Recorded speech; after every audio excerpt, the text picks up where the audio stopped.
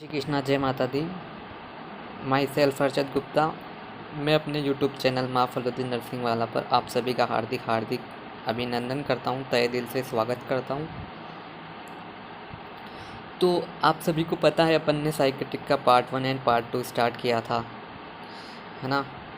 Then अपन आज part 3 start कर रहे हैं। बहुत इंपॉर्टेंट पार्ट है, यहाँ से अपना साइकेट्रिक का मेन पार्ट स्टार्ट होता है। इससे पहले मैं आप सभी बच्चों से रिक्वेस्ट करना चाहूँगा कि साइकेट्रिक का पार्ट 1 एंड पार्ट 2 पहले देख ले, उसके बाद पार्ट 3 पर आए, जो अपना आज स्टार्ट करने जा रहे हैं। ठीक है दोस्तों, तो चलिए अपन बिना किसी देरी के अपना पार्ट 3 स्टार्ट करते हैं, जिसका हेडिंग होगा आज का कंपोनेंट्स ऑफ माइंड। ठीक है, उससे पहले मैं आपको हर बार थॉट बोलता हूँ, तो आज भी थॉट बोला जाएगा। The thought is,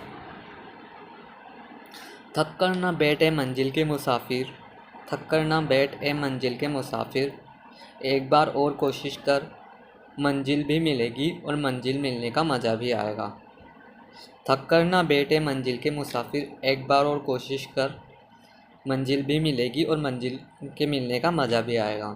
thank you दोस्तों। अपन अपना कंपोनेंट्स ऑफ माइंड स्टार्ट करते हैं, साइकेट्रिक का पार्ट 3। तो कंपोनेंट्स ऑफ माइंड में जैसे कि कॉन्शियसनेस हो गया, मेमोरी हो गई, एक्टिविटी हो गई आपकी, रीजनिंग हो गई, मेंटल एबिलिटी हो गई, है ना, थॉट्स हो गए आपके, है ना, आपकी आइडियाज़ हो गई, ये सारे कंपोनेंट्स ऑफ माइंड होते हैं। तो अपन पहला कंपोनेंट स्टार्ट करते हैं। पहला कंपोनेंट है माइंड का कॉन्शियसनेस। तो कॉन्शियसनेस को आपने जनरली बोलते हुए सुना होगा कि पूरे होश में है क्या नहीं है। कॉन्शियसनेस को अपन होश में होना हिंदी में बोलते हैं। कॉन्शियसनेस का मतलब आप किसी को भी जनरली बोल देते हो कि पूरी तरीके से होश में नहीं है क्या, रहे पूरी तरीके से कॉन्शियस नहीं है क्या। तो ये तो अपन जनरली बोलते हैं कॉन्शियसनेस यानी कि होश में होना। तो होश में होना कैसे पता पड़ता है? तो कॉन्शियसनेस का सिंपली मीनिंग होता है person give the response regarding the time, place and person. ऐसा कोई भी व्यक्ति जो टाइम के प्रति रेस्पॉन्स दे सके, प्लेस के प्रति रेस्पॉन्स दे सके और पर्सन के प्रति रेस्पॉन्स दे सके, उसे बोलते हैं कॉन्शियसनेस। फॉर एग्जाम्पल से संबंधित समझने की कोशिश करते हैं। मैं किसी भी व्यक्ति के पास गया, उससे पूछा मैंने आपका नाम बताइए, उसने बोला सर रामलाल। उससे पूछा मैंने आप कितना टाइम हो रहा है, उसने बताया 6:02 हो रहे हैं सर।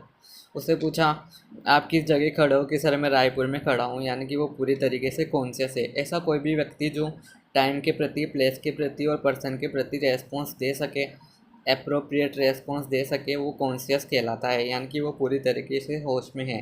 तो इसे बोलते हैं अपन कॉन्शियसनेस। कॉन्शियसनेस क्या होती है? Person give the response regarding the time, place and person, that is known as conscious person. अगर कोई भी व्यक्ति टाइम के प्रति, प्लेस के प्रति और पर्सन के प्रति सही से रेस्पॉन्स नहीं करता है, तो उसे बोलते हैं अपन अनकॉन्शियस पर्सन, या फिर कॉन्शियसनेस में उसके कहीं ना कहीं दिक्कत आ रही है। जैसे कि मैंने पूछा आपका नाम क्या है, कि सर मुझे पता नहीं है। उससे पूछा कि आप कहाँ पे हो, कि सर मुझे पता नहीं है।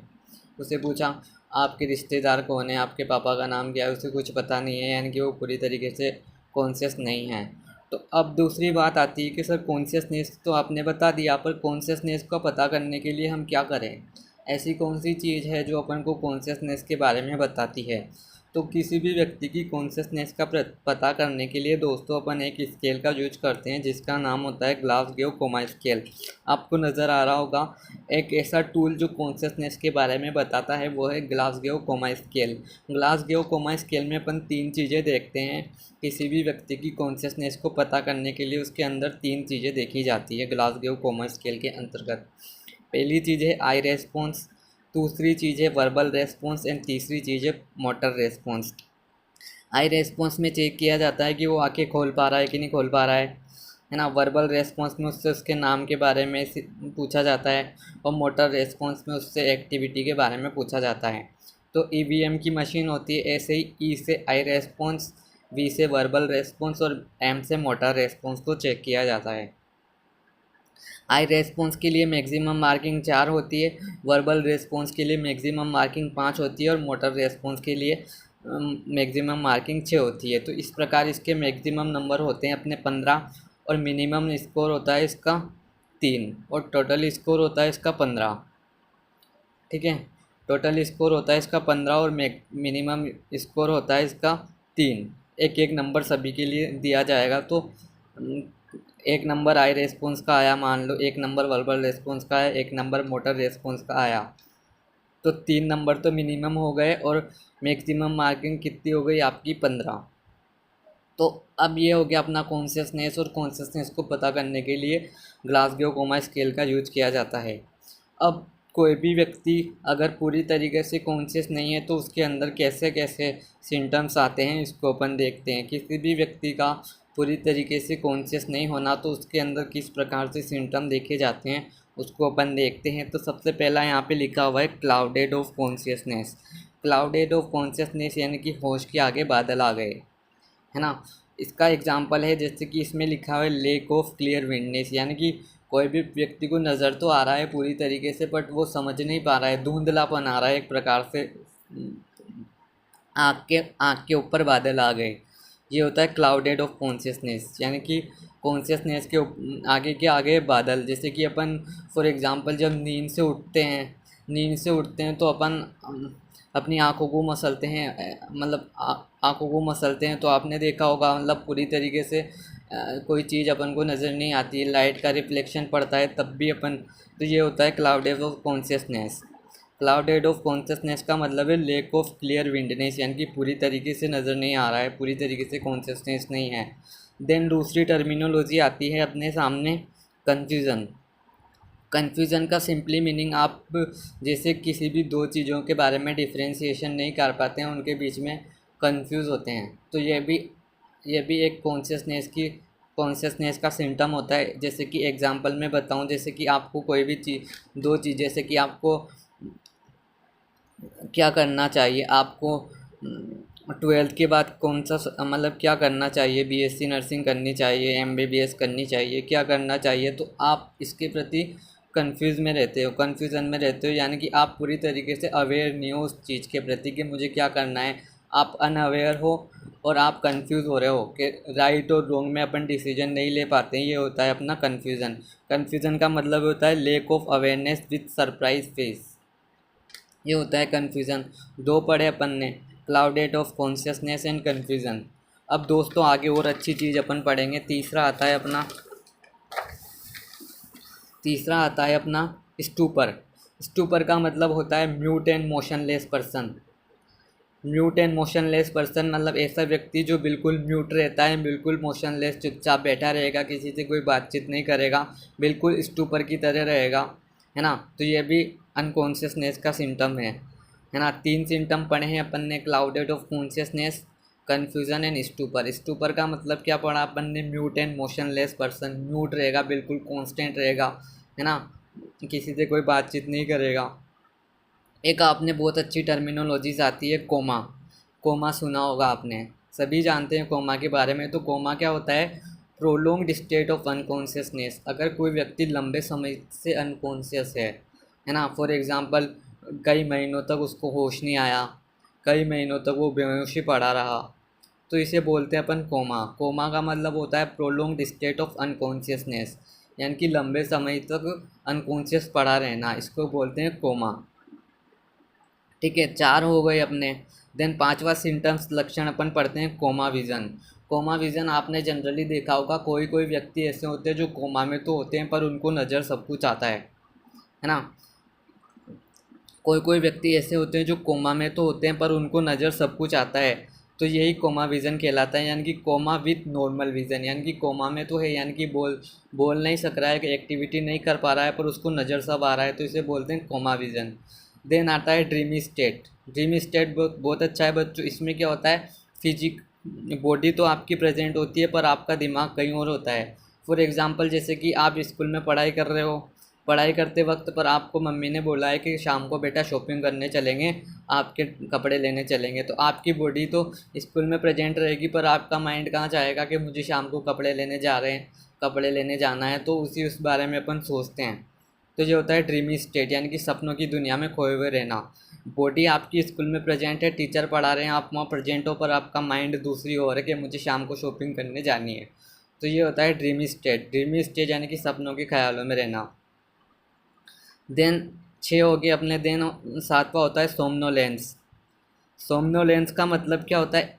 कोई भी ऐसा व्यक्ति जो दिन में बहुत ज़्यादा सोता है, एक्सेसिव डे टाइम स्लीपिंग, तो ये होता है सोमनोलेंसी, है ना। तो ये सारे कॉन्शियसनेस के सिम्टम्स थे, यानी कि किसी भी व्यक्ति की अगर कॉन्शियसनेस में कोई दिक्कत आती है तो उसमें ये लक्षण देखने को मिलते हैं, है ना। फॉर एग्जांपल पहला क्या पढ़ा था अपन ने? क्लाउडेड ऑफ कॉन्शियसनेस, यानी कि बादल छा गए। देन दूसरा पढ़ा अपन ने कन्फ्यूज़न। कन्फ्यूज़न में lake of awareness with surprise face, aware नहीं है, डिसीजन नहीं ले पा रहे हैं, खुद कन्फ्यूज़ हो रहे हैं, है ना। देन तीसरा पढ़ा अपन ने स्टूपर। स्टूपर में क्या पढ़ा? म्यूट एंड मोशनलेस, कोई गतिविधि नहीं कर रहा है, चुपचाप बैठा है ना। Coma prolonged state of unconsciousness, लंबे समय तक होश नहीं आया। कोमा विजन क्या हुआ? Coma with normal vision, coma में तो है बट विजन कैसा है? नॉर्मल। देन अपन ने पढ़ा ड्रीमी स्टेट, यानी कि बॉडी तो मेरी क्लास में ही प्रेजेंट है पर माइंड मेरा दूसरी जगह है, यानी कि सपनों की दुनिया में रह रहा हूँ। देन सोमनोलेंसी का मतलब है एक्सेसिव डे टाइम स्लीपिंग, ऐसा व्यक्ति जो दिन में बहुत ज़्यादा सोता है, इसको बोलते हैं सोमनोलेंस, है ना। देन दूसरा आता है अपना कंपोनेंट मेमोरी। इसमें आपको बहुत मज़ा आएगा, इसको आसानी से पढ़ेंगे अपन। देन मेमोरी, आप क्या सोचते हो मेमोरी क्या होती है? याददाश्त, है ना। रिमेम्बरिंग पावर ऑफ ब्रेन, अपने ब्रेन की किसी भी चीज़ को याद रखने की क्षमता अपनी मेमोरी कहलाती है ना। अब मेमोरी में किस किस प्रकार से दिक्कत आ सकती है ये अपन पढ़ते हैं। तो मेमोरी के लिए एक टर्मिनोलॉजी यूज की जाती है, मनेशिया। मनेशिया का मतलब है मेमोरी। तो यहाँ पे लिखा हुआ है हाइपर मनेशिया। हाइपर यानी ज़्यादा और मनेशिया यानी मेमोरी, यानी कि एक्सेसिव रिमेम्बरिंग पावर। ऐसा कोई भी व्यक्ति जिसकी मेमोरी बहुत ज़्यादा हो, जिसको हाथों हाथ याद हो जाता हो और वो लंबे समय तक याद रहता हो, इसको बोलते हैं हाइपर मनेशिया। ये पाई जाती है मेनिया के पेशेंट में। मेनिया बीमारी है, साइकेट्रिक डिसऑर्डर है, जिसको अपन बाद में पढ़ेंगे। तो मेमोरी क्या हुई? रिमेम्बरिंग पावर ऑफ ब्रेन, है ना। डिस्टर्बेंस इनटू द मेमोरी में कैसे? हाइपर मनेशिया, हाइपर यानी ज़्यादा और मनेशिया यानी मेमोरी। तो एक्सेसिव रिमेम्बरिंग पावर, है ना, एक्सेसिव मेमोरी मेनिया वाले पेशेंट में। अब दूसरा पढ़ते हैं अपन हाइपोमनेशिया। हाइपो यानी होता है कम और मनेशिया यानी क्या होता है बच्चों? मेमोरी। हाइपो यानी कम और मनेशिया यानी मेमोरी, यानी कि याद तो रहता है पर कम रहता है। अब ऐसे व्यक्ति जो डिप्रेशन में ज़्यादा रहते हैं, किसी से ज़्यादा बातचीत नहीं करते हैं, जो डिप्रेशन में रहते हैं ना, वो हाइपोमनेशिया शो करते हैं। उनको कोई ज़्यादा याद नहीं रहता क्योंकि वो खुद डिप्रेशन में है ना। तो ये हो गया हाइपोमनेशिया, यानी कि कम याद रहता है। अब आते हैं अपन मेन टॉपिक पे अपने, अमनेशिया। अमनेशिया का मतलब क्या होता है बच्चों?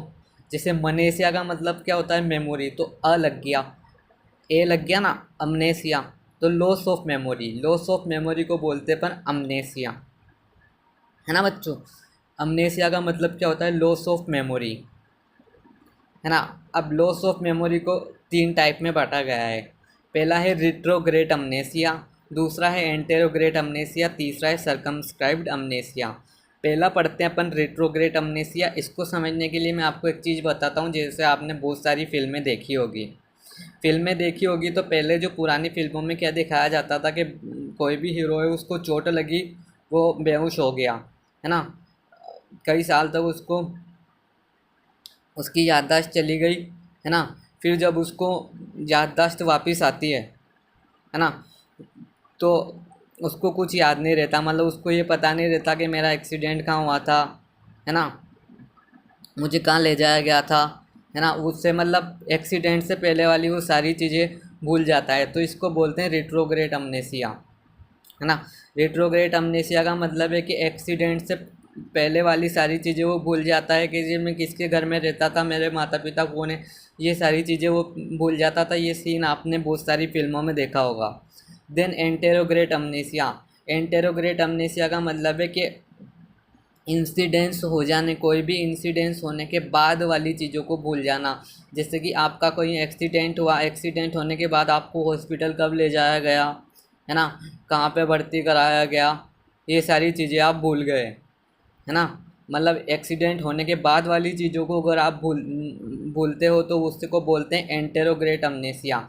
और रिट्रोग्रेड अमनेसिया किसे बोलते हैं कि एक्सीडेंट होने से पहले वाली चीज़ें अगर आप भूल जाते हो। फॉर एग्ज़ाम्पल, जब आपका एक्सीडेंट हुआ था फिर आपको होश आया, होश आने के बाद आपसे पूछा कि आपके माता पिता को होने यही है क्या, तो कहें नहीं पता मेरे दोस्तों, मुझे कुछ नहीं पता, मतलब एक मैं कहाँ रहता था, ये सारी चीज़ें मुझे कुछ नहीं पता। तो ये होता है रेट्रोग्रेड अमनेसिया। रेट्रोग्रेड अमनेसिया यानी कि कोई भी इंसिडेंस होने से पहले वाली चीज़ को भूलना रेट्रोग्रेड अमनेसिया बोला जाता है।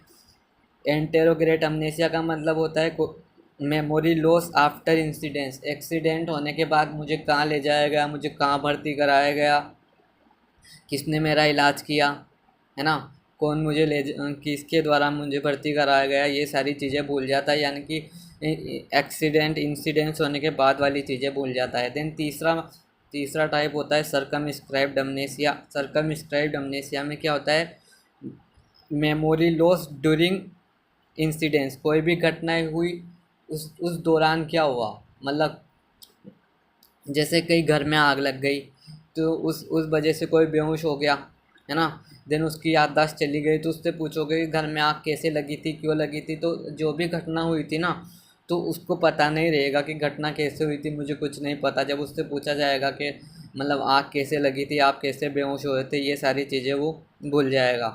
तो सर्कमस्क्राइब्ड अमनेसिया है कि तो मेमोरी लॉस ड्यूरिंग इंसिडेंट्स। ये हो गया अपना रिट्रोग्रेट अमनेसिया। रिट्रोग्रेट यानी कि पहले वाली भूलना, एंटेरोग्रेट यानी बाद वाली भूलना, सर्कमस्क्राइब्ड यानी कि जब घटना घटित हुई तब की मेमोरी भूल जाना, है ना। यहाँ तक क्लियर हो गया होगा आपको। देन तीसरा टाइप आता है पेरा अमनेसिया। पेरा अमनेसिया बहुत अच्छा टॉपिक है। अपन पेरा मनेसिया, मनेसिया यानी मेमोरी, और पेरा मनेसिया का मतलब है कि सर मुझे सब चीज़ें याद तो रहती है पर अलग तरीके से, एबनॉर्मल तरीके से रहती है। तो इसके 3 डिसऑर्डर्स, इसके 3 साइन सिम्टम्स है। जैसे कि कॉन्फागुलेशन। कॉन्फागुलेशन का मतलब क्या होता है, feeling of memory gap with false perception.